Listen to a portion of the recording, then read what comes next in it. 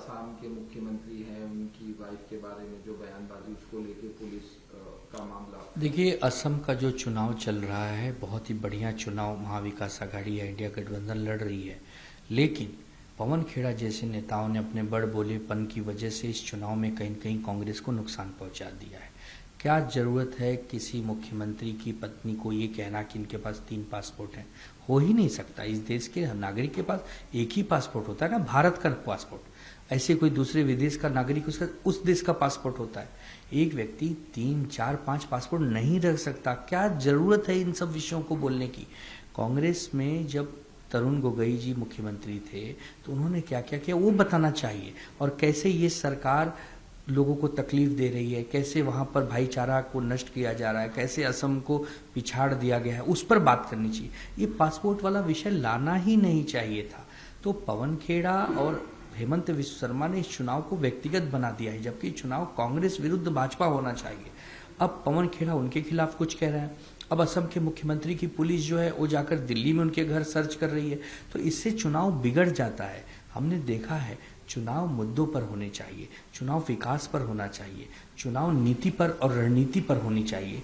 इन सब विषयों को जनता से कोई लेना देना नहीं। किसी के पास 10 पासपोर्ट हो, 1 हो, उससे दुनिया का क्या लेना देना? वो पुलिस का काम है चेक करना। तो हमें लगता है कि पवन खेड़ा जो कांग्रेस के प्रवक्ता भी हैं और बड़े नेता हैं, उनको कम से कम ऐसी चीजों से बचना चाहिए और चुनाव को व्यक्तिगत नहीं होने देना चाहिए।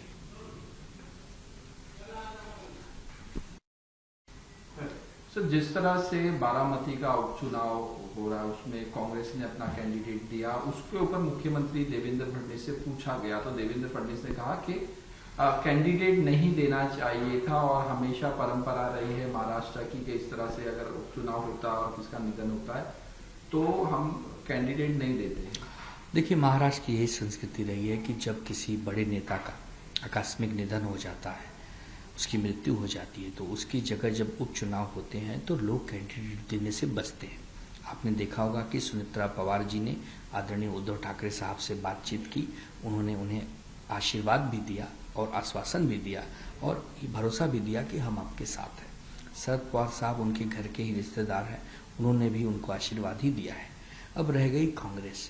अगर कांग्रेस भी उम्मीदवार नहीं देती तो सुनीता पवार जी का यह चुनाव निर्विरोध हो जाता, जो कि बहुत बड़ा संदेश जाता पूरे देश में, खास करके महाराष्ट्र में। लेकिन अब कांग्रेस पार्टी को लग रहा है कि वो बहुत ताकतवर पार्टी है, उसको लड़ना चाहिए तो लड़ रही है। हम हों, चाहे देवेंद्र फडणवीस जी हों, चाहे और कोई भी हो, सब यही चाहते हैं कि यह चुनाव निर्विरोध हो, क्योंकि अजीत दादा पवार कोई छोटे कार्यकर्ता नहीं थे, बहुत बड़े नेता थे। कई लोगों को उन्होंने विधायक, सांसद बनाया है।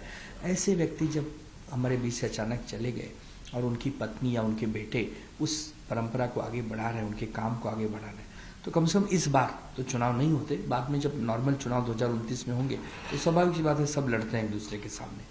तो ऐसा बचना चाहिए था, बचा जा सकता था, पर पता नहीं कांग्रेस की क्या रणनीति है, कांग्रेस कौन सा तीर मारना चाहती है चुनाव लड़के, ये तो कांग्रेस ही बता सकती है।